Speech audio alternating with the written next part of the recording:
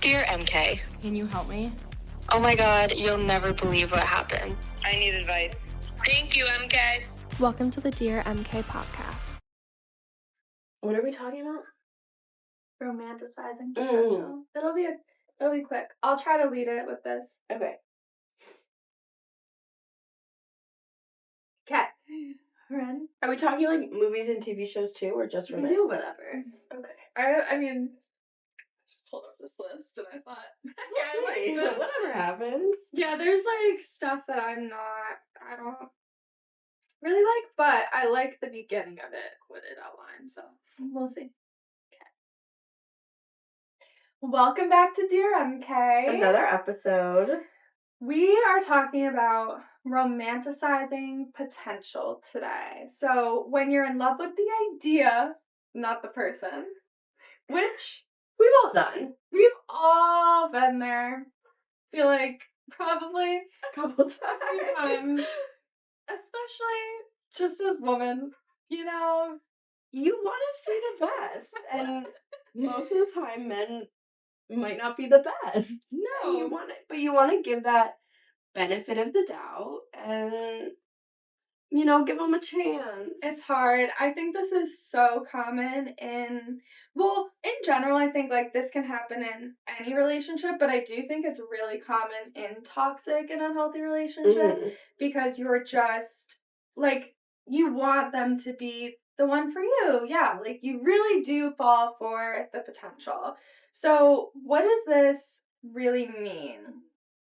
So, falling for like who they could be versus who they are right now, or like believing in their best moments and like wanting to, I guess, believe those best moments are the real them.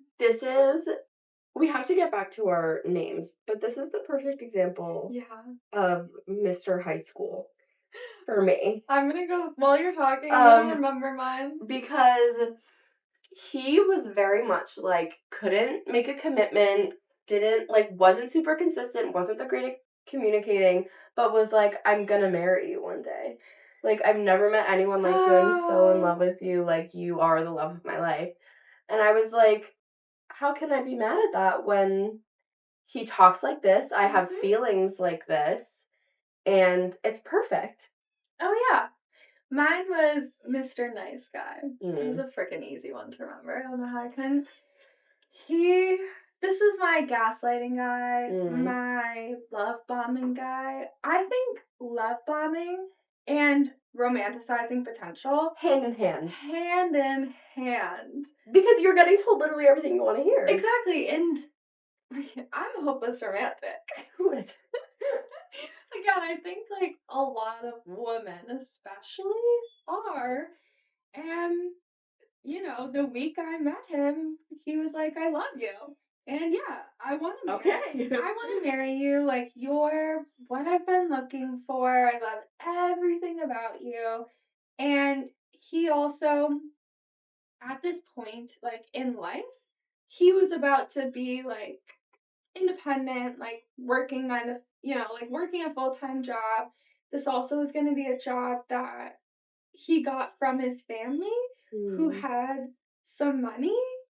So when you're everything's setting itself up. Yeah, like when you're envisioning your life, that doesn't look too bad.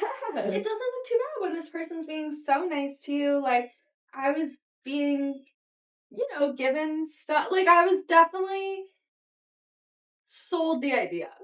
You're sold the dream. That's what it is. I was. That's what happens when you're being wooed. Like, exactly.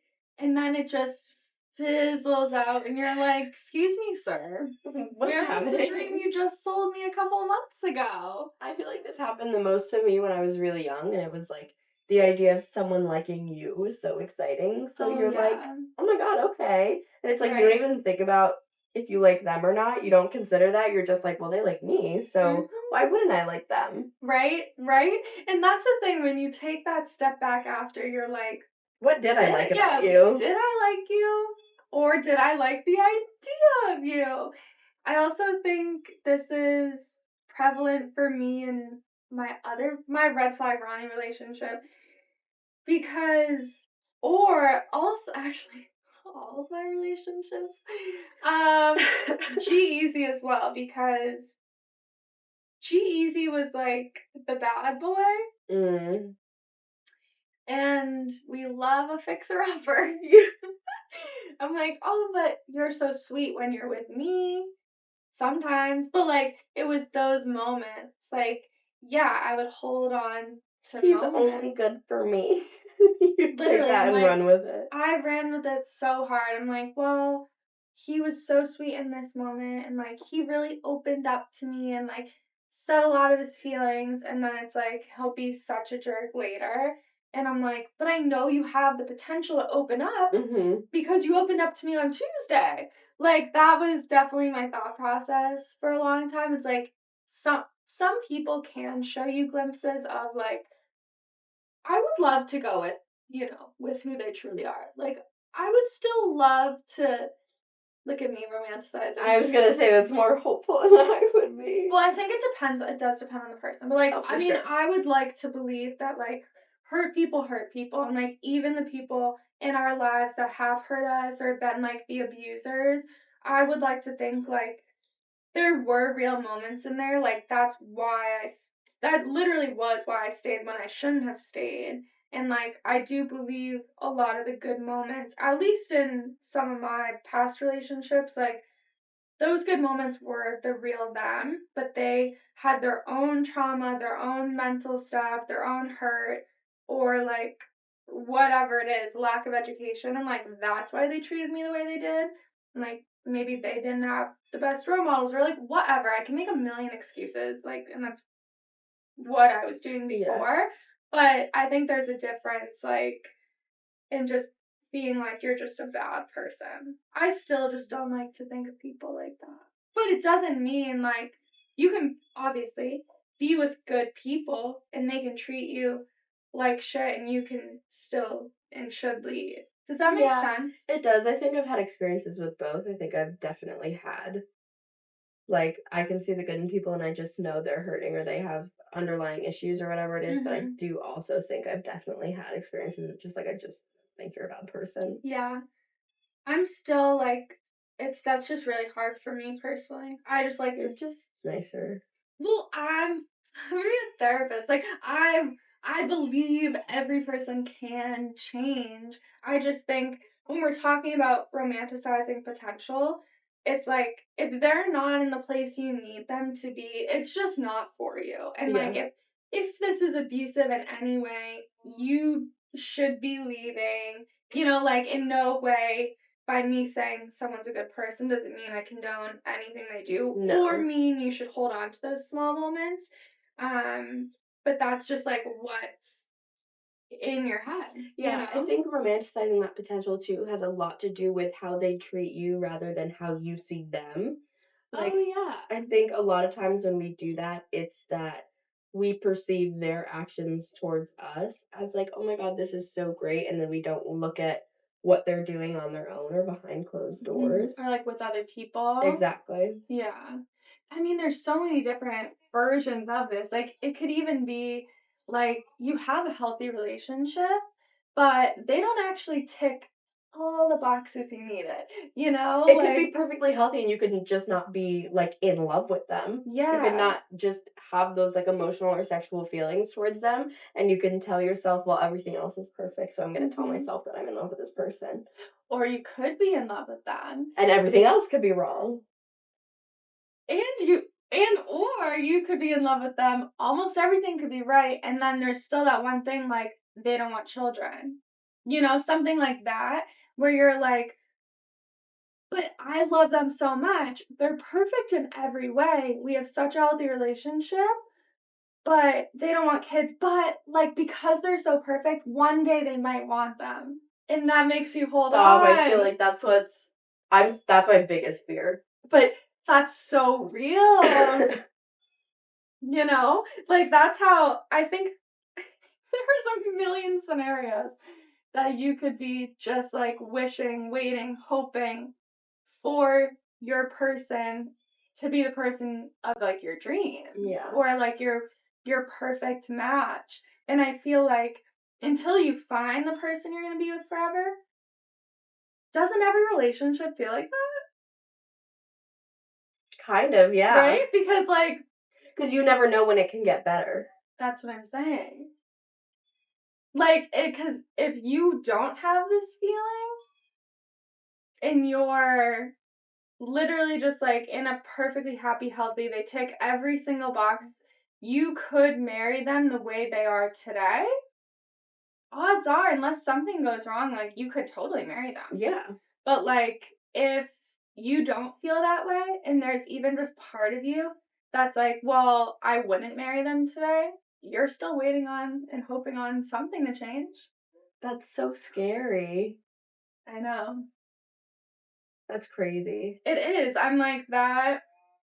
And again, like, we, like, as women, we love a good fantasy. Yeah. Like, we love to think about the future, plan for things. Like, well, maybe not most, but a lot of young girls start, like, thinking about their wedding. Oh my God, so young. You know, like, I was Pinteresting my wedding in, like, 8th grade, probably. Yeah. Whenever Pinterest became a thing, I know that I had it You were on in there. there. I was in there, like, even today, like, I have plans for my future home and, like, Yeah.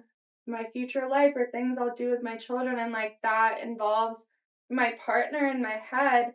So if I was with someone that, like, oh, I don't know how they would be fitting into this picture in my head, like, then yeah, I'm waiting on something. I'm waiting on you to show me something. Yeah. And it is hard because, kind of like you said before, like, they could be showing you all the things, but then it's like, maybe there are days where they're showing you the opposite of those things. So it's like the good day, bad day kind of thing. Or they are just talking about it, no action. I think the good day, bad day is maybe more of an indicator of, like, something that's toxic. That's just unhealthy. Yeah. For sure. Like, social conditioning as women, like being the healer Mm-hmm. and the fixer or the ride or I die. feel like that's what everyone does at some point in their life, because they think, like, oh, I can take care of this person. Everyone wants to be the one, like, oh, you'll change for me. Like, I can make you better, whatever it is. Mm-hmm. I mean, even in, I just told you, I think a couple weeks ago, about the Lexi and Jesse drama on Summer House. I just listened to a podcast she did, and she was literally talking about how she was having conversations with this man he hasn't been in a long-term relationship in a long time. And she's like, I only do long-term relationships. And she's like, do you know how to be a boyfriend? I mean, that's a valid question. Yeah. And he's like, honestly, like, I might need some help in that area. And she said, well, I'm willing to train him. Oh, that makes me so sad that, like, because I feel like so many people experience that where it's like, you don't want to be the first girlfriend. You don't want to be the person that teaches you how to treat someone. You don't want to, like, play mommy. I don't want to. No, God, neither do I. But I do feel like, I did do that. And I do feel like a lot of people, especially, yeah, young women, like, and you're kind of told that, you know, like, we see in media, like, or just traditionally, if you're looking at traditional roles, like, the women are doing, like, the healing, they are taking care of their man, they are telling them, you know, like, what to do, giving advice, and then it's like, now I feel like even in current day, a lot of women talk about, like, even just, like, the mental loads that they carry of, like, I'm going to work, you're going to work, and then I come home and I have my mental checklist of, like, all the things that need to be done in the house and things I need you to do, and it's like they still go through the list and they're like, all right, you're gonna go do this, you're gonna go do this, and, like, if the woman doesn't do that, then sometimes, like, the man just won't do anything. It's like they still need to be told to do things and, like, how to do them. The weaponized incompetence is my biggest, like, absolutely not. That's, like, the biggest ick, absolutely turn off. Like, no, like, I can't. The idea of anyone who, like, needs to be walked through something to the point where you just have to do it yourself is disgusting to me. And there are a lot of men, mostly, I think, that do take advantage of that. And they're like, well, if I don't do it right, she won't ask me to do it again, and then I don't have to clean the bathrooms. Yeah. Like, that kills me. I think, okay, on that too, as like thinking of the healer, the fixer, you're seeing it in media, it's being normalized even in like today's society. We have traditional roles in the back of our head. On top of that, you might have your own childhood trauma of inconsistency or seeing your parents in those roles or not seeing your parents like in whatever way, and you want that. So you're like, I will fix. Yeah. I'll just do this so that if you have a little bit of something, you want to make it the most perfect thing. And it's like, if you say you have like half of what you wanted to see when you were growing up, you think I can make up that other half. Exactly. Like, hope is a survival mechanism. Yeah. Like, if I love this person, but if they're not a functional partner, I can just teach them how to be a functional partner, and then we'll be in love, and then we'll do this. Yeah. Or if it's a functional partner, I can just find things that I love about them. And cling. Yeah. Like, you cling on to it, or you're fixing it. So, like, at the end of the day, you don't feel abandoned or lonely or whatever it is you have insecurities about. You know what I mean? And that's a really hard thing to face. All of this is a really hard thing to face. Like, even just with us saying, like, who's waiting on one little thing to change, that's probably triggering for so many people. Yeah. Because accepting that and realizing that, especially if you're in a healthy relationship too, because you're like, how long am I going to stay in it, even if it's not fully serving me?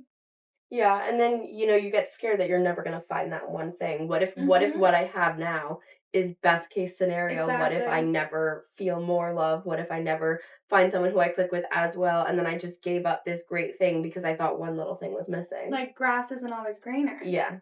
And it is hard. That is a really hard concept, and one that I have certainly thought about multiple times in my life. And I feel like you know deep down. Yeah. Like, you know whether or not you're with your person, especially if, like, just like tap into your intuition. Like, I think a lot of people push their intuition and their gut aside. When you really listen to it and, like, you can work out your thoughts. I mean, therapy is obviously a great place to do that, but sometimes even talking with like friends or family or other like love role models you have in your life, like maybe like your grandparents have a super loving relationship, I don't know, or just like someone else and be like, this relationship is really great, but like this thing is missing. How important is that? Like you have to ask yourself, like, how important is that thing?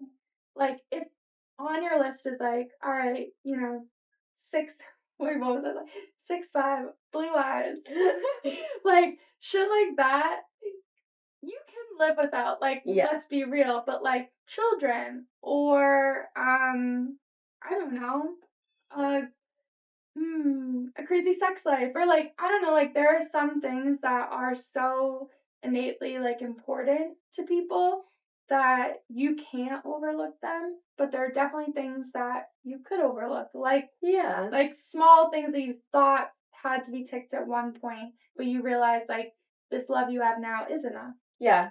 And that's not to say that things don't like evolve and change over time. And it's like you're not going to walk into a situation and have everything be perfect. Like there is so much some things can growth be taught that needs to happen together. Like I think communication is definitely one of those things that needs to be taught, because it's like you can communicate so effectively in one way, but it might not be what that other person needs. So then you might have to learn what they need, and that's something that can always change. And I think even people's opinions or views on certain things can be changed, because I think anyone's mind can be opened more. Yeah, but it's like if you walk into a situation and it's like off the bat you feel good about something, but that's when I think it's that Listen to your gut. yeah, what we're talking about, that romanticize. Like if you're Right. like if you're a couple years in and then you Mhm. realize you maybe don't align on something, and then you think, well, is Yeah. this something we can talk about, something we can learn and grow from? Like I think that's totally different than being conscious of something that's missing and consistently looking past it. Yeah, and I think talking about it is the most important thing. Like, some things you probably can, I guess, solve, or, if it's like a love language, even, like, someone might not innately be gift giving or giving words of affirmation, but if that's something you need, that is something your partner can learn and adapt to. And like, Exactly. you in a healthy relationship, you actively choose to love your partner the way that they need. Like, that's something that will always be learned. That's something that can always adapt. And like, you and your partner, depending on how long you're together, like, you change and grow in every different stage of your life. So, yeah, that is something that's always evolving, and it is different than teaching someone how to be a boyfriend, or someone weaponizing competence. Like, Yeah. there are a lot of levels to this. Exactly. With that being said, I think this is kind of fun. Signs that you might be romanticizing potential. You make excuses for their bad behavior or their broken promises. You say the word but. Literally. Well, he's like he didn't mean to do that, but he did this for me, so it's okay. Mhm. And Yep. They're not always like this. They're going through a lot. okay. When you're constantly waiting for them to like get it together or to grow up. That I've seen a lot post college. You'll start to notice in like your friends and just like, yeah, people close in your life, like, whose partner is still acting this way? Like, who totally needed therapy post college but decided, I'm still gonna act like I'm in college for the next 3 years? Oh my god, that's horrible. I've definitely seen it. You just can recognize like you're more in love with the version of them in your head than you are in real life. Yeah, I That's think just like bottom line. valuing the physical things they do more than like the emotional things. So it's like, we don't have great conversation, but the sex is really good and he always brings me flowers. It's like you can't put value on those physical experiences. Someone more. out there is like, okay, you just call me out. I feel like there's definitely a lot of people like that. Also, it's like, okay, say this is your life. You know that you're romanticizing potential. Maybe it's just like come to light right now. Some things that you'll probably start like noticing about yourself. You're gonna start to like lose yourself in this process because the amount of time that it takes, the energy, the mental capacity to like teach someone, to wait for something, to hope for something, that occupies your day. It's exhausting. So exhausting. So I feel like it's like emotional burnout. Yeah, losing yourself. Who knows what that looks like for everyone. And then you end up probably just like sacrificing your own needs for helping them, teaching them, making them better. Like, what are you giving up to like teach Timmy how to wash dishes? Did you just miss your Pilates class because Timmy doesn't know how to clean the apartment? I could not. I would actually lose my mind. But I'm like, that's definitely a reality. That makes me want to throw up, to be perfectly honest. Like, if you need help with certain things, like, I'll help my partner write emails sometimes just because that's, like, something I'm, like, naturally good at, like, writing, like, a professional email. He's like, good at writing. oh, thank you. He's like, I don't know how to say what I'm trying to say, and I'm like, move over, I can do this. But it's like, if I have to explain to you how to, like, fold a shirt or wash a dish, I'd lose it. I, like, I couldn't handle that. I know. Or, like, talk to me. Like, you need to tell me how you're. Sometimes I'm like, stop being a brat, tell me how you feel. But it's like, that's, that's different. Quick, but it's like, if you have to sit down and tell somebody how they need to express their feelings to you, to have like a productive conversation, that's not your job. This is giving, like, Love is Blind, Love Island. It's like, you always see people on there that just can't express themselves. Giving Dave. It's giving Dave. I need to talk Dave, to my face sister. your fucking fears.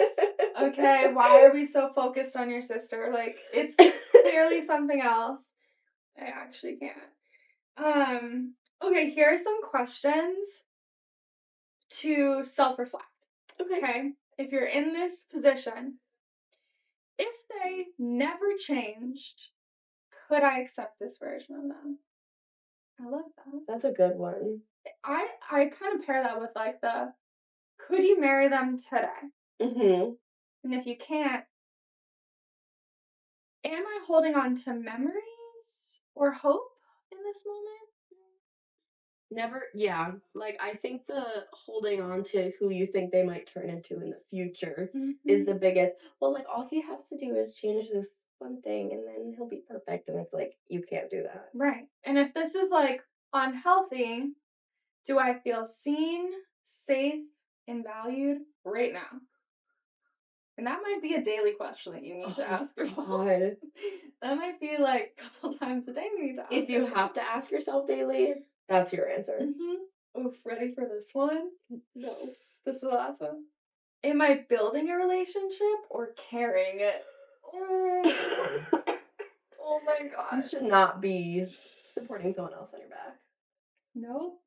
Okay. And you shouldn't be helping someone figure out who they are as a person. Like, relationships No, are and a that's great hard. space for growth. Yeah. Like, I've definitely learned a lot about myself in my relationship, but I shouldn't be like, well, what do you like to do? Are you feeling good about this or bad about that? Like, you shouldn't be helping someone develop. And I will say, like, again, if you are with this person for a long time, you are growing with this person, there are going to be times where someone has a career change or has a physical health struggle or a mental health struggle, and they have to like literally reconceptualize like who they are, what they want. Like, life happens, stuff like that happens, and that's very different of like, you're still learning and growing together, and you can support them in like self-discovery journeys, but yeah, you can't be their therapist. No, it's once again giving Dave. It is giving Dave. Dave, if we're talking about Love is Blind for anyone who doesn't know, but Dave couldn't understand how to separate family, friends, and relationship. He couldn't understand how to trust information he was being given, and he couldn't understand how to like isolate himself from everything that other people were telling him to make his own decisions. Yeah. And that's why the relationship didn't work, because he was immature and couldn't be a functional adult by himself. Huge lack of emotional intelligence there. Like, that was crazy. So after you've asked yourself these questions, you're like, what do I do now? How do you ground yourself back into reality? Like, get ourselves out of fantasy land, journaling, therapy, like, what is from what you wish it was. And talking to friends and family, like I said before, of like, who in your life is a role model? What relationships in your life do you admire and like are so healthy? Get advice from them, because they will probably be able to, you know, tell you the difference between, is this like a necessity to have? Is this a want and need? Are you building it or carrying it? Like, most people that are close to you can like tell how you're feeling too, and like, you know, does this person bring out the best parts of you? Stuff like that. I think it's a lot easier. Not to say like, you know, it's your decision at the end of the day. You know your relationship best. But when you're living in fantasy land, that's something that would help ground you. Yeah, I think it's also important to look at circumstances. Like, is this a pivotal time in your life? Like, is this the first time you're dealing with these kind of issues, or is this a conversation you've had 3 or 4 times? Like, are you starting a new chapter, or should this person know this stuff by now? And I think that's a really good indicator of like maybe mapping out a timeline, thinking how many times has this happened? Are there new factors? Like, is there an excuse for this behavior right now, or is there not? Yeah, and looking at intentions versus behaviors. Is it all talk and no action? Or are they trying? Yeah, like I think all of those things will help someone find their path and figure out, you know, what they actually like need and want. Because no one deserves to live in a relationship that doesn't fulfill them 100%. Because that's settling, and no one should settle. It is. No one should settle. And I hope that even though this was like kind of all over the place, that I think it was clear. I think we got there. I hope so. I hope someone got something out of this. I know where we were going. Yeah. If you felt called out or Sorry. you related, comment. Because I want to hear about it. We love you. We'll talk to you next time. Okay, follow us on Instagram at dearmk.podcast and on TikTok at dearmkps. Subscribe and give us a 5-star review. See you later. How long was Exactly that? 30 minutes. Oh. Wow, we killed it. Till next time, XOXO MK.